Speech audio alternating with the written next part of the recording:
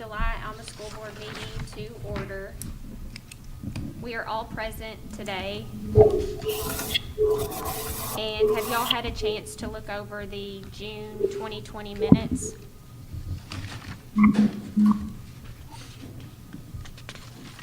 Move to approve the minutes. Second. Any discussion? All in favor with a right-hand vote? Passes unanimously. That takes us to the consent agenda.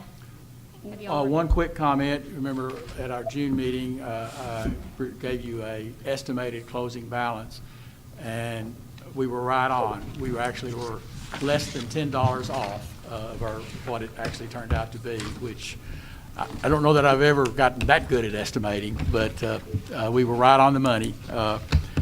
The general fund is closing with a little over $500,000, and then the reserve fund has about $1.5 million in it, and we're right on the money on that. Do I have a motion to approve the consent agenda? Second. Any discussion? All in favor with a right-hand vote to approve the consent agenda. Passes unanimously.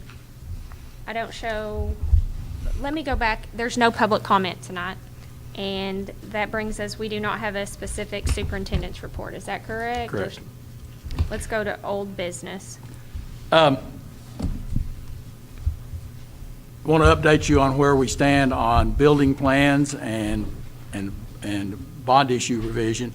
I've talked several times this week with our fiscal agent at Stevens, and he sent me a preliminary. We've made a couple of revisions to it, so this one is not exactly right. But the short answer is we're in business. As he cautioned me, and as I will certainly caution, it's a long time until we sell these bonds in November, because we obviously can't sell them until after the election. But I asked him to be prepared for that. But with the bond market where it is right now, we're in great shape. This proposes a 1 mil reduction from our current millage, produces 10 mils in construction funds, $10 million in construction funds. And I'll come back to that in a second. It assumes financial situations as they are today, both ours, what our assessment is, 1 mil reduction, and the bond market staying about where it is. Now, there's two things. There's enough slack in this that the bond market could slip some, and we'd still be okay. And the second thing is, I've worked with Stevens long enough to know they do these things very conservatively. They build in some margin for error. Obviously, they would. So I feel real good about it. I've talked with our architect a couple of times. He's right where we need to be. Before our August meeting, or at our August meeting, we'll have a concept drawing, not construction plans, but a floor plan to look at. Here's what we think we're going to do. I've talked with him several times, as I said. Next week, or as soon as I get it, and maybe that'll be next week, I'm going to meet with our agriculture teacher. And of course, she's been with us and helped us get to where we are today. But she's not seen this drawing yet, but I will get that to her to see if she sees anything that we need to change. And we'll have that for you to look at the August meeting. Stevens will have the paperwork that you all need to officially consider ready for the August meeting, which is the actual language of the bond issue, what goes on the ballot as in the form of a resolution. So that'll be prepared, and I'll get all of that to you ahead of time, of course, including the drawing if I can get it on a small enough scale that I can deal with it electronically. So I think we're good to go. The only question is that we have to approve it, and then we all have to be sure that our voters understand what we're asking and what we're saying we will do with the money, how it's going to benefit them with a tax reduction, and how it benefits our children. So that'll be all of our jobs to do that. So the timeline in very broad strokes would be for the board to approve the resolution to do this at the August meeting, and then it'll be voted on at the November election, second Tuesday in November. Stevens will be ready to put the bonds on the market, assuming that passes, of course, immediately after the election, just within 2 or 3 days, later that week. As soon as the vote is certified by the county that the motion did pass, they'll be ready to put the bonds on the ballot, on the market. That takes about 2 weeks. They have to go through an advertising requirement and that sort of thing. And then the bonds sell. And at that same time, before the election, we will have construction drawings complete, ready for that to go out for bid. So as soon as that all happens after the election, second Tuesday in November, we'll go ahead and put the project out for bid while we're selling the bonds, because we can accept the bids, and if, heaven forbid, we weren't able to sell the bonds, now that's not going to happen, but if it did, we would not have committed the money. We can always just reject all bids. So that's no problem. So we should be able to enter into a contract, construction contracts in December, and hopefully be under construction in January. I doubt if we can get it built between January and the start of the school year the following September. That's pretty fast. But we'll get into it sometime that fall, certainly before Christmas. It shouldn't take a year to build it, but I don't know that we can build it in 8 months. So that's kind of the plan. Any questions, thoughts, comments? Do you mind, Dave, going over again a summary of what all we're going to do with This project, 4 things total. Okay. What we're talking about doing first, next year, is the agriculture building and the activity center here at the high school. And that's kind of all in one complex. They're right next to each other, and it only makes sense to build them at the same time, be an economy there. Then, probably before that project is finished, a few months later, we'll do the administration building expansion and remodel. That summer, we will do the parking lot renovation, all the parking lot paving. And then sometime after we are back in the administration building and we moved out of the annex, we'll start the project of converting it to an early childhood center, early childhood program. So altogether,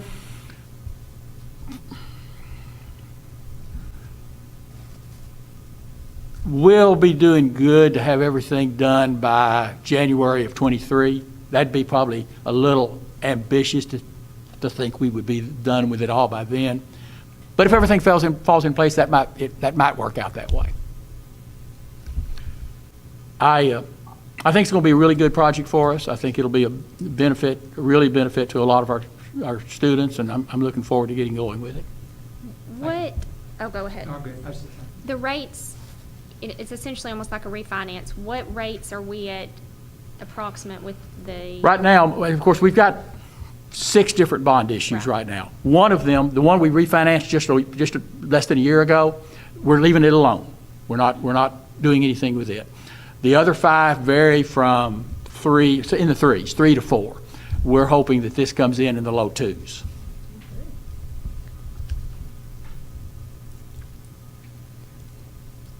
Can anybody think of any questions they have with that? I've got one comment. The only thing I heard when we talked about this back in February or March was people were excited. The millage thing was people were accepting of that for reasons, obviously for financial. But I heard a lot of people, and it may just be the circle I run with, but a lot of people interested in baseball facilities, things like that. I don't know if. I can tell you this, one of the things that when we talked with the architect about just recently is in that complex is adding baseball and softball dressing rooms, because we don't really have those. So that's a first step. This whole facility also includes batting cages for baseball and softball. So we're not addressing outdoor facilities per se, but I'm sure there's difference of opinion on that. But our baseball fields and softball field is about as good as anybody's that we play. Now, maybe not the very best, but ours are pretty good. But we are addressing batting cages and locker rooms for baseball and softball. So you Okay. don't think there will be any additional money for any additional fields or anything either? Well, you never know. different- You know, if we get to the end of the project and we've done really well and there's some funds left, I think that is a very reasonable thing to think about. Because, you know, the only thing really expensive about ball fields is lights. You know, you got to do a little bit of dirt work maybe. Fencing is not expensive. Bleachers are not expensive. You know, the only thing there's significant money in a baseball field or a softball field is lighting it. And depending on the size of the field and who it's for and where you put it and how well you want it lit, that can range a lot from $30,000 to $100,000, just depending on circumstances. So that's very doable, and How do we make it definitely doable in there? we'll work on that. Sure will. Happy to do that. I think we can do that. Don't you, Travis? Yes. Any other discussions? It sounds like there's nothing we need to vote on. Nothing to do in tonight. July. This was just information, but sometime before the August meeting, you'll get a packet. I may actually mail it to you because it's a lot of stuff, and you may work with it easier on paper. It sounds like we need to be talking to people, making sure, and then that'll be something at the August meeting to lower, up for vote in November, to lower the tax 1 mil. Correct. For any, not just Alma residents, but any in the Alma School District, and voting to restructure, refinance some bonds, and actually pull out some money. Right. And you'll have some more information over kind of what that would save us to do that. In great detail. Gotcha. Probably more detail than you'll want. All right, let's go to opening of school. Well, I'm sure everybody's heard the news today by now. We had heard, and I'll kind of start there, but there's a lot to talk about here. We had heard that today's briefing by the governor that he usually does at 1:30, first of all, was going to be at 2:30, but that it was going to include some information about schools and education. So I usually do try to watch it. Some days I miss it, but I've made sure I did today. And I was sitting there at my desk watching it half with one eye and doing some other work with another. And all of a sudden he announces that we're postponing the opening of school to the 24th. What he actually said was no earlier than the 24th and no later than the 26th. That's Monday and Wednesday. That we're scheduled right now to open seven school days earlier than that, Thursday of 2 weeks earlier. So that's changed to Monday. No announcement was given as to why. I have my opinions, but I'll keep those to myself because that's all they are. I suspect that there'll be some revelation of that in the coming days as to what motivated this. You have to be a little bit worried that's going to happen again. We have another postponement. Nobody knew this one was coming, I can promise you. The people that in the education in Arkansas that I know that would have known, if anybody knew, didn't know. They had kept it very quiet for their reasons. So there's a lot of things we have to work out, and obviously we hadn't had time to give it any thought at all. They did. The only detail that they've given us this afternoon is that we are still expected to have a minimum of 178 days of school. That doesn't change. So if you're going to start later, you got a couple of choices. Go later into June next summer, or pick up some vacation days, some holidays during the year. Shorten Christmas, shorten spring break, not take off for President's Day, shorten Thanksgiving, some of those kinds of things. We hadn't had a chance to give that any consideration yet.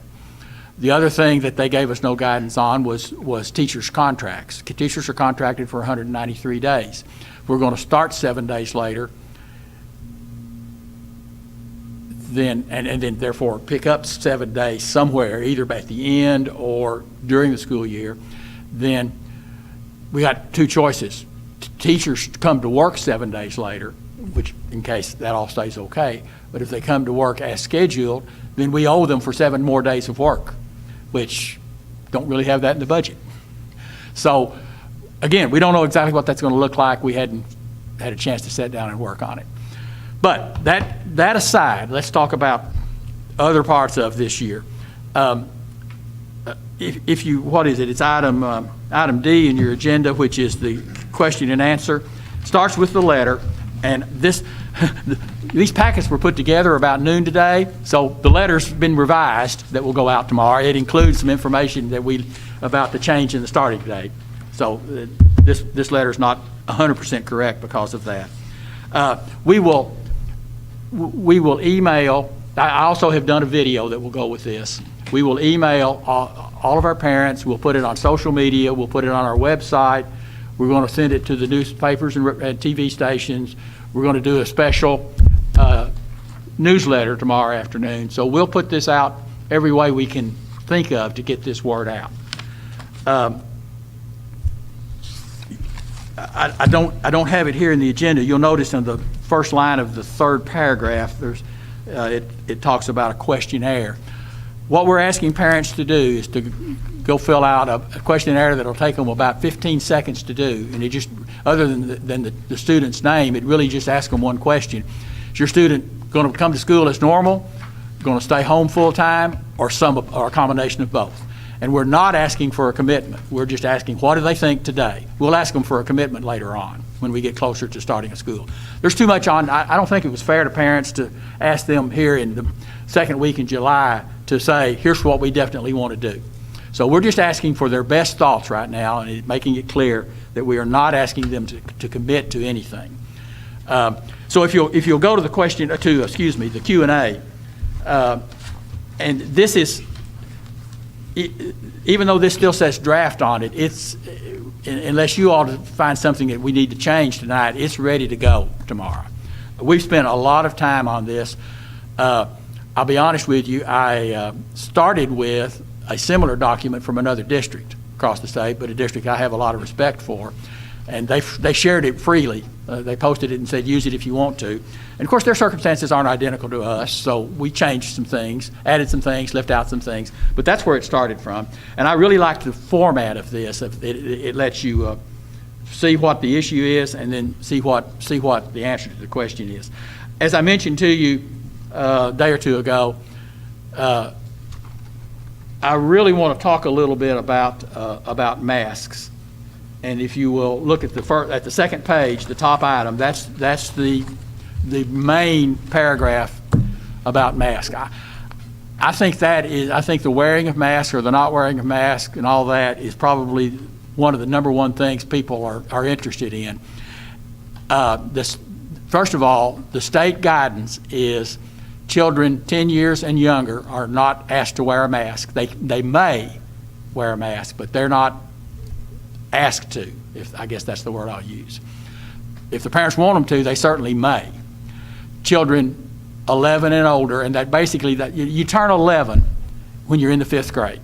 Sometime during the year you're in the 5th grade is when you become 11 years old. And we didn't really want to try to deal with, okay, who turned 11 today? Go put your mask on. That would be difficult. So we just decided to and that makes the entire intermediate school no mask.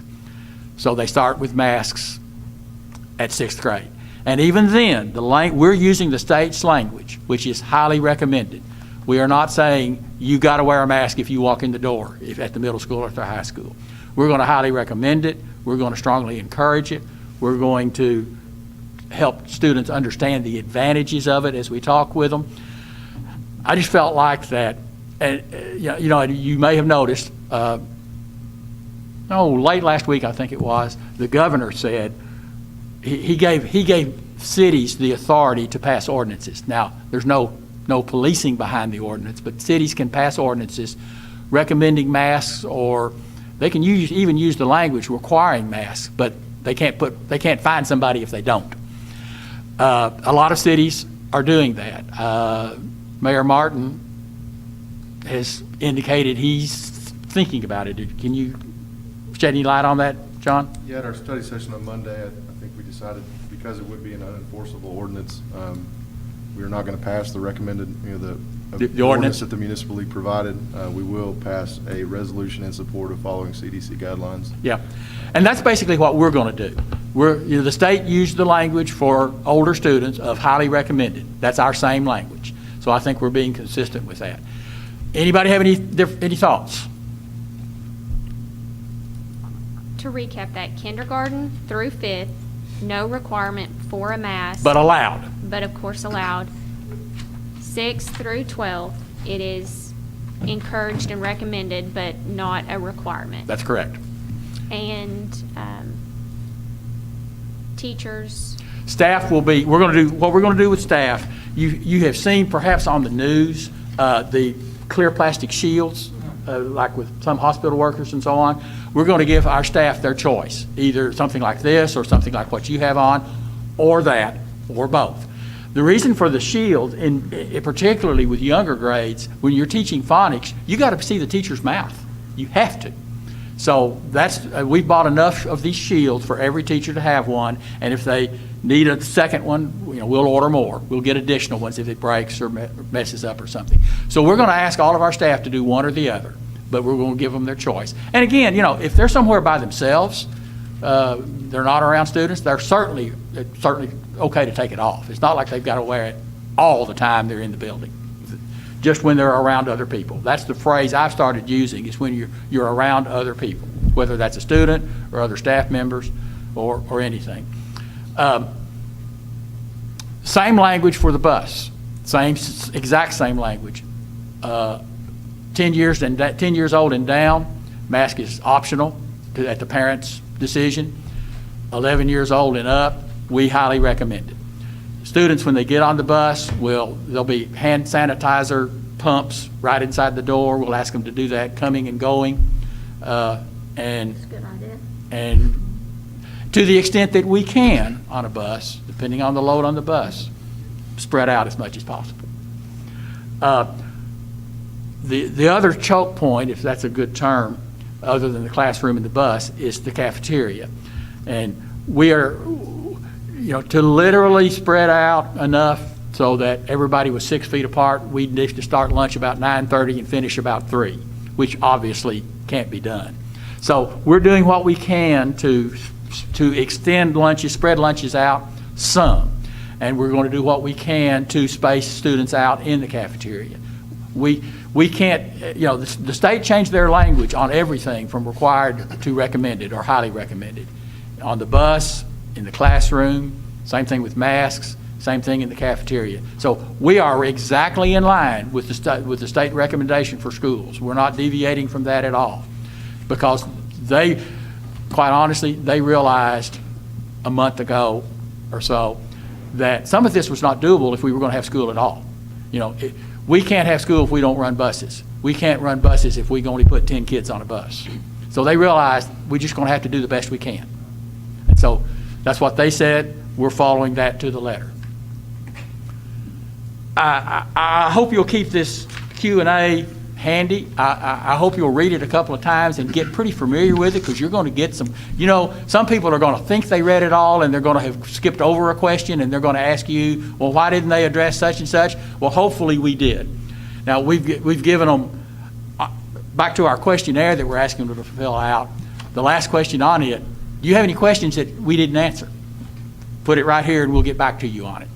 And we certainly will do that. One more thing I want to give you here, and this is a very, very important document. It's not bound in your agenda, John. This is our internal plan. This is our Bible, if you will, for how we're going to make all this happen. The state put out a document called Ready for Learning, and it was not this. It was the questions and things to think about that this is the answer to. We just titled it the same thing. We had about 30 Alma staff members work on this for about 2 weeks. And you can see how long it is. It's front, back, dozen pages. It's in 8 sections, and it covers everything we do, everything we work on.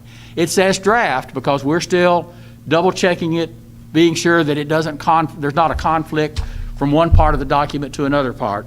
But this is everything. This is the answers to everything that we think we need to know and that our staff needs to know about how we're going to do things. You don't have to look at it very long to see that a huge amount of time and work went into this. I was very, very pleased with it when it all came together. What we did was we took these 8 sections and we put 4 or 5 people on each of the 8 sections. Some of the people were the people that worked in that section. For instance, Facilities and transportation, obviously, for instance, our transportation director was part of that group. But there was also somebody on that group that had nothing to do with transportation, to get an outside perspective. Somebody in that working group that did not deal with transportation every day, so that we could get that outside perspective. A quick question. Sure. While we're on the topic of transportation, I noticed the first sentence there is encourage alternative modes of transportation to students who have other options. Are we taking any additional steps? I know traffic congestion is a concern during a normal school year, but now that we would be, encouraging alternative means of transportation. You raise a very good point, John. To be honest with you, I don't think anybody had thought about that. If we have more cars and fewer people on the bus, in one way, that's a good thing, but it is going to, and we will put that on the list. As you know, Start times. Yeah, and one of the things we will do, and the city will be happy to help us with this, we may ask at morning and afternoon to have some police officers out helping us with traffic. That would be helpful. We'll also look at maybe tweaking times a little bit. Sure will. Thanks for bringing that up. Good point. I give you this really just as a reference for you to have. It may change a little bit, and when we are done playing with it and tweaking it, we'll get you a copy that doesn't say draft, just so you'll have it. It's a lot to read, and I'm not expecting you to sit down and read it. It would make really good bedtime reading because it probably put you to sleep real fast. But it's very important to us. And as I said, I'm really, really impressed and pleased with the work that our staff did to put this together. A lot of time went into this. What's the online learning going to look like? So if you have a student that decides to come to school and then they get sick and then they've got to switch to some online learning, are we looking at doing videos of the classroom instruction, or what's that going to look like just to help? No matter why it's online, it'll look the same. If there may be a child that their family's already decided they're going to be 100% online. Or, as you said, it could be a child that gets infected or is suspected to be infected, has to be quarantined for 14 days, or their family is. Or it could be a kid that just has a bad cold and home for 3 days. All of this, what I'm getting ready to say, would apply in all of those cases.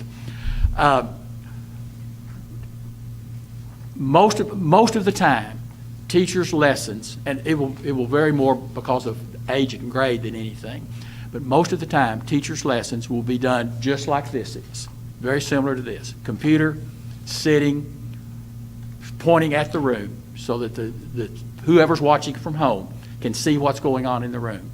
The teacher will have a wireless mic on so that their voice is very clear. As they walk around the room, no matter what they're doing, their voice is very clear to that just plugs into the USB port on the computer. That will be recorded.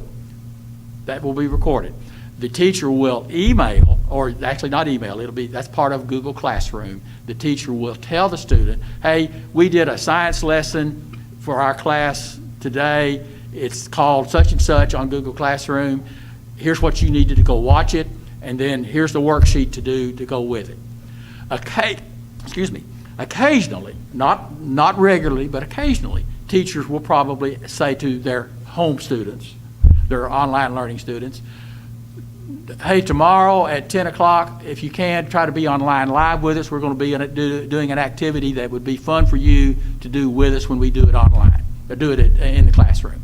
So, but most of the time, it'll be lessons that the class is doing, that lesson is recorded, that is available to the student to do on their schedule, basically. I mean, if they want to do it at midnight, they'll be able to do that. That was what I was looking for, that if you have somebody with an existing teacher, and that they have to quarantine or leave, that their instruction will be relatively seamless. And if I understand, if you opt beginning of the school year to be online only, you might have different curriculum or learning instruction, but you think it's all going to be tied to that? That's our plan. Okay. Now, the big unknown is how many. Sure. It could be, let's just say that let's just take fourth grade for an example. Let's say we have 6 fourth graders that choose to be online at the beginning. Well, probably what we would do is put all 6 of those children in the same classroom and hold that teacher's live teaching load, number of students, down a little bit. Maybe they might have 12 or 15 in front of them, but those 6 are on their roll too. They got to grade their papers, they got to be sure they're doing their work, all that. So only that one teacher would be needing to do online lessons. Your scenario, which is absolutely a possibility, well, let me go somewhere else first. If we have 100 fourth graders, heaven forbid, that are at home, then that would probably be maybe 3 teachers that's all they do. They don't have a live class. They don't have students in front of them. So we won't know exactly what that looks like until we get there. So, because the anecdotal stories I'm hearing on the schools that have already kind of done some surveying is you've got anywhere from like 20 to 40% of the people wanting their kids to I'm stay hearing that home. also. So, Another scenario, and that's covered very clearly in these questions and answers. What happens if I start at school and just decide, or get sick and I need to go home? You do it. What happens if I start at home and decide, this just doesn't work? Can I come back to school? Absolutely. We hope they don't go back and forth every other day. But if they have a need to switch from one to the other, either direction, we want them to do that. We're going to do everything we can to accommodate children and parents. I mean, I think I agree with you. Switching a lot would be disruptive to everybody Right. involved. So, yeah. We would like for them to, if they have a reason, we're going to say Sure, yes. I understand. But if they just do it because, let's go try the other and see if we like it, well, we're going to discourage that. But we're still probably going to end up letting them do it, but we're going to discourage it.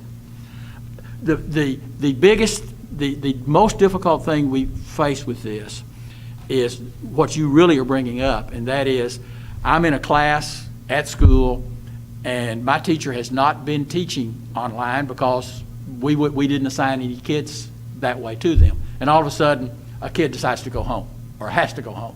That teacher has to flip that switch. Now, every teacher we've got has been through lots of training this summer on how to do that. Have we got enough hardware to accommodate that? Yeah, we're fine. Okay. The only thing we don't have in hand yet is the microphones I was talking about. They're ordered, they're just not here yet. They will, I'm confident they will be. We've got plenty of computers, we've got plenty of Chromebooks for every student to have one, no matter what, so we're in good shape on that. Yes, sir? Well, I know a lot of schools up north, northwest Arkansas, whatever you pick that year, starting the year, that's what you have to stay. We are with not for the- saying that. for the- Let me for be the- as clear as I can be. We are not saying that. We know that circumstances change. Would we like to say that from a convenience standpoint for us? Sure. But that's not fair to families and kids, and we're not saying that. Well, I mean, I foresee, people getting sick. I mean, that's Sure. what it's going to look like, I think. So. I will tell you this, and what some other school district does is not my business. But those districts that have said you got to make a commitment for the semester, the state is telling them you can't do that. But like I said, that's not my business. So we're gonna do 5 days? I'm sorry? We're gonna do a normal schedule, 5 days a week? Yes. And you may hear that, and I'm glad you brought that up, Pat. You may hear, well, why don't we have half of the grade at school on Monday and the other half on Tuesday? Well, if you do that, you could do that, and that would be great from our standpoint. But if I'm a parent and I've got a 10-year-old that I can't leave at home by themselves, then I got to be home with them. And not very many people have jobs where they can just go every other day. So I just don't think that's fair to families. I agree. Yeah. We agree. I like that. Much better. There's schools doing that. There are, I can't tell you, some state has adopted that. But I just think for our community, for the number of our families that both parents work, I don't think that's fair to them. I think the more normal we can make things, the better we are. We are committed as But be open. strongly as we know how. We're going to do everything we can for every child's education, however their parents want it. Now, I hope that the overwhelming majority of them are right here in school when we start. That's my hope, because no matter how good we are at online learning, it's not as good as being in the classroom. It can't be. So I hope that they will come to school. I hope if they start at home, things go well and they decide that, well, I'll go ahead and go back to school. I hope that happens. We would love for them to be in school. But we're not going to put any pressure on anybody to do that. That's the parents' decision. And if they choose to be at home, we're going to be there for them. One more thing to be sure and mention. and I said this a minute ago, we are wide open to parents, students splitting up their day. If they're in athletics and that's all they want to come for, we're good with that. If they want to also come for a math class or only for a math class, we're good with that. Whatever works for them, we're going to do. Some teacher questions. When a teacher can social distance, are we still requiring a mask? No, if they're in a class, if they were in a, this isn't a good example. If they're in a classroom where, let's say it's a small class, let's say, and we have some of those, particularly here at the high school, like advanced placement classes, that there's five students in the class or 7 or 8 students, and they're over on the other side of the room, and the teacher's over here on this side of the room, the teacher can take their mask off. If the teacher's at their desk and the students are at the desk, Sure. they can do that. If they're up learning and the closest student's 6-7 feet away, they don't have to wear a mask. Correct. We're going to emphasize to teachers, safety comes first, but we're also not Nazis about it. I'm just thinking from a teaching standpoint, I feel like they're being asked to do so much you may have 15 kids that you're teaching in person, and then you may have 10 that you're going to be doing remotely. How is that not twice the work? Well, because the lesson is going to be, the lesson for the students that are learning remotely is recorded while they're teaching the students in the room. And is there some more work? Sure. They've got to get online on Google to an extent. I know you all are not familiar with Google Classroom, but just like so many things that Google does, it's good. A lot of our teachers, not all of them, but a lot of our teachers, before this ever started, Google Classroom was how they taught. They put their lessons in it. They put their assignments in it. Yeah, I see some head shaking. That's how they taught anyway, because it puts everything that the teacher wants to say to the kids, that the kids want to turn in assignments to the teachers. It puts it all in one place. It's just a great tool. And so all we're doing beyond that is adding recording the lessons. Is it some more work? No question. No question. But that's what we're going to do. What about attendance tracking? We're going to have to change the way we think about attendance? Or? Yes, a little bit. And what it says in the question and answer is, let me see, it's near the top, I think. Second item, how will attendance be taken for online learning? Attendance will be taken by participation in scheduled Google online classes, digital instruction, through required communication and completion of lessons. So if there's a lesson and the student doesn't do it, they're going to have been considered absent. If they do it, they're considered present. I got a question for you on that. Can you hear me? Yes. Going back kind of to what Carrie just asked, if, say there's a teacher teaching math for a 7th grader, and you've got kids at home and kids in the classroom, is it being broadcast live where the kid at home could ask questions during, like, similar to what I'm doing right now? And the concern would be for more work for teachers, and also the handicap for the student of, yes, they get the recorded lesson, but if they don't understand the second step in a long division problem. Couple of different answers to that. Couple of different ways to answer that. If the lesson is being recorded, the student can always sign on live. Always. That's always an option for the student. They don't have to, but they always can sign on live. If they know, hey, I'm just not getting this math, I'm going to participate live for the next several days, they can do that. All they got to do is so it would be structured enough, they'll know, say, the day before that sure. math is 10 o'clock on Tuesday. And things will settle into a bit of a schedule, of course, after we get going. Yeah. The other part of your answer is, and again, this is a function of Google Classroom. Google Classroom is a great communication tool. Now, nothing replaces teacher and students sitting side by side and talking, of course. But Google Classroom has a great back and forth communication part of it where maybe the student just says, hey, Miss Jones, I just don't get this. When can you help me? And then the teacher picks up the phone that evening and calls the student's house, and they talk through it. Our teachers understand that they're going to need to do that. Okay. Thank you. cafeteria, I think we had talked, for the younger grades, I know some parents were concerned that their child would essentially just be eating by themselves. I think we're gonna do a spot in between. Yeah, let me give you an example of that. All of you at some time have been in the primary school cafeteria, and that's the easiest place to talk about, to explain it. It's tables with attached stools, and it's a long table with 12 stools on each side of the table. Normal table, twice the width of these that we're sitting at. 12 stools on each side. So we'll put 6 students on side A, every other stool, and 6 students on side B in the opposite stool. So there'll be half as many as it's intended to seat, and not straight across from each other. They'll still be close enough that they can have a conversation. Now, they're just not going to be bumping elbows. But they're going to be plenty close that they're not going to be sitting off by themselves, like sitting in the corner for punishment. Nothing like that at all. And recess, we're still. Recess is, that honestly is a difficult thing. We all know how little children are. Little girls like to hug on each other. That's just what you do when you're 8 years old. Boys like to high five.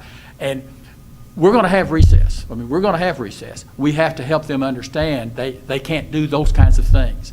And it's up to us to help them understand that and stop them when we see them doing that. Playing baseball, swinging on the swings, playing on the monkey bars. We want them to do all that. Just out running in circles. We just have to be sure they don't clump up.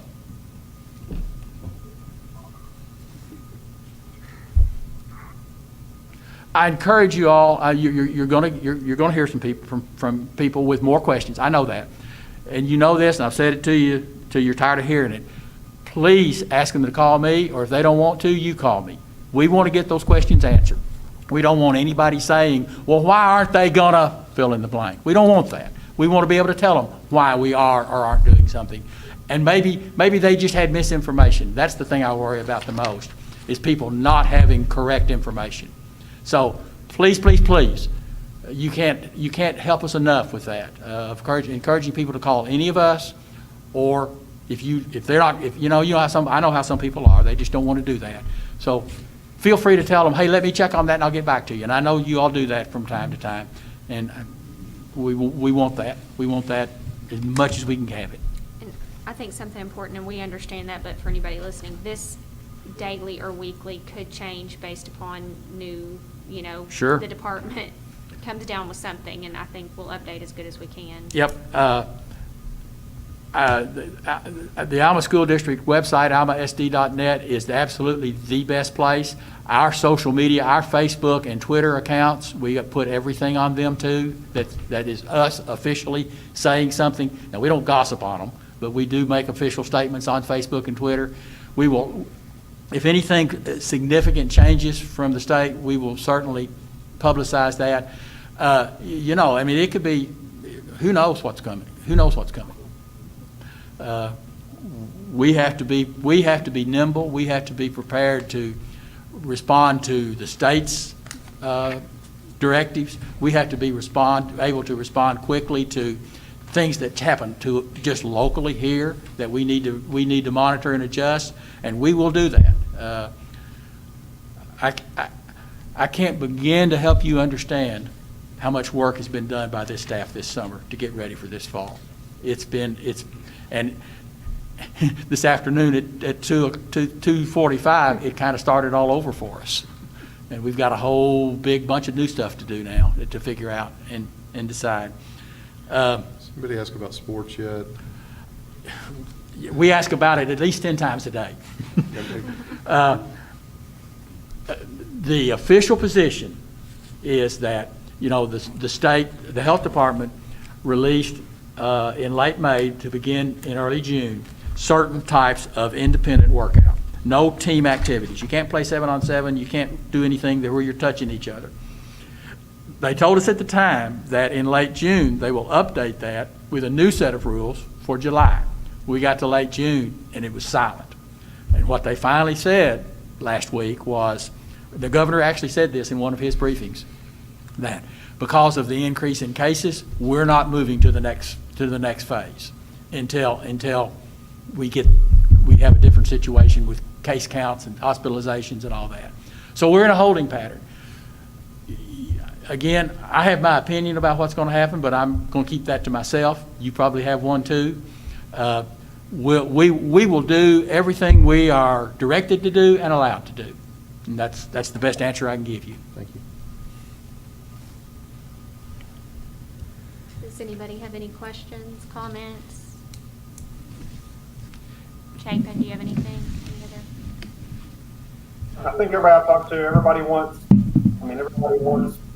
if nothing else, just to be back to normal. They want school to start. The one thing I would ask all of you to do, if you're in conversations with parents, encourage them to give serious consideration to their child being in the classroom. That's the best thing for their children. The best we can do with remote learning is not as good as their child being in the classroom. And with that said, we will never try to change somebody's mind. It's just, please think about this yourself and make the best decision that's for you, but think about this. That would take us, do you want us to vote on anything in here today? Or? Not necessarily. I mean, if you all are comfortable with everything that we've talked about, there's not anything to vote on unless you want to. I don't see a reason, now, I haven't heard much pushback on any of the issues. I think, at the August meeting, that'll be potentially our last meeting before school does start, and if there's something then, that would still We give can us certainly do that. I think enough time. And it's not, as you said a minute ago, Carrie, it's not out of question at all that we'll come in here in August and say, we've got to change this and this and this. I agree. Let's go to new business. I want to start with apologizing to you. I guess it's an apology. There are a couple of names added to this recommendation for employment because we just got it done this afternoon. So there really wasn't time to get you that information. Ryan Hargis, you may know that family. He's going to be the alternative education teacher at the middle school. He is doing the very same thing at Greenwood right now, and Greenwood was gracious enough to release him to us. We compete hard with Greenwood sometimes, but they are also our friends, and we work well together on things like this. He's been doing this very same job, and we are really excited to be able to get somebody, because alternative education is not the easiest thing in the world to do. Not everybody's good at it, and Ryan's very good at it. Ashlyn Hill is our new assistant dance coach. She is a graduate of Arkansas Tech and is from the Northwest Arkansas area and has been working in dance programs up there, not in the schools, but in private businesses. We had some excellent candidates for that position.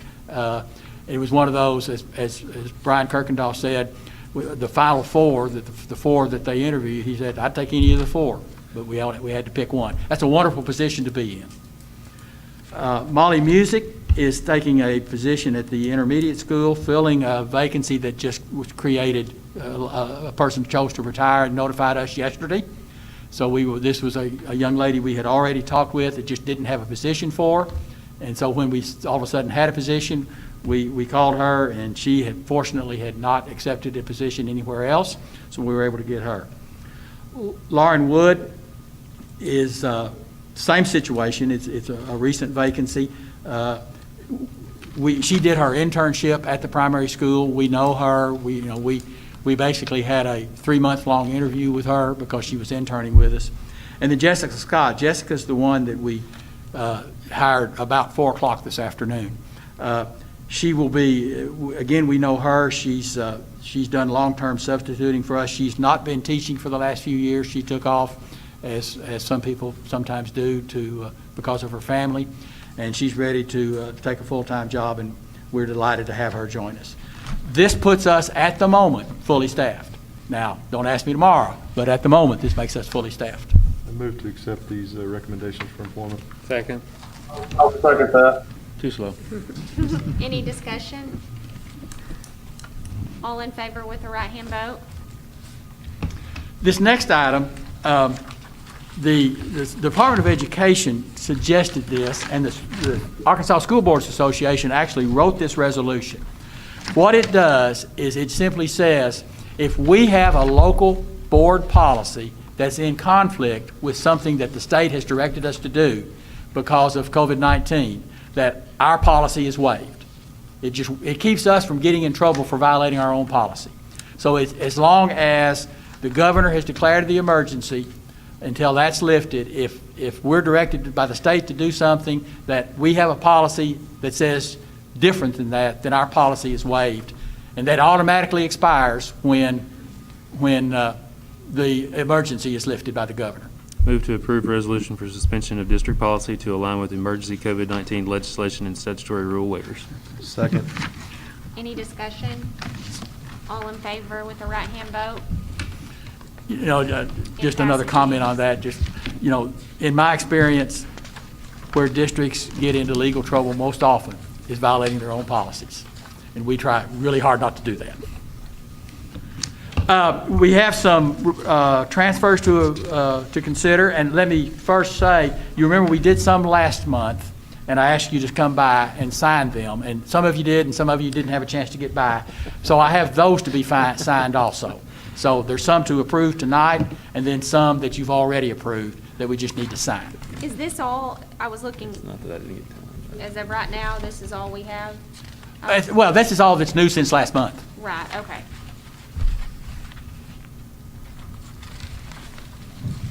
Do I have a motion to approve those transfers? Move to approve the transfers presented. Second? I'll second. Any discussion? Right hand vote on approving those? It's unanimous. Ladies and gentlemen, that's all we have to present to you. Please stay in touch.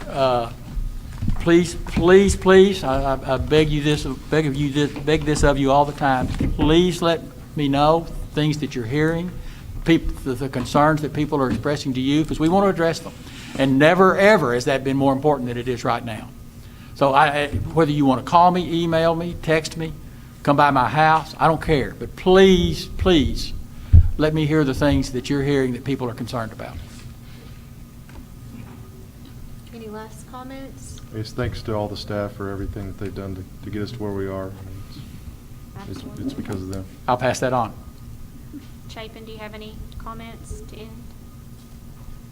I just hope in August that we don't find out we're not open until after Labor Day or something. Yeah. So. Me too. I want to take a moment to particularly thank Anderson for making this happen tonight, both for the stream Thank you, and for Anderson. Chapin to be able to do this. I know you all know this because you tell it to me all the time, but he's very, very valuable to us. If any of you hear that he's thinking about doing something else, go ahead and kill him. I agree. Do we have a motion to adjourn? Motion, we adjourn. Second? Second. All in favor?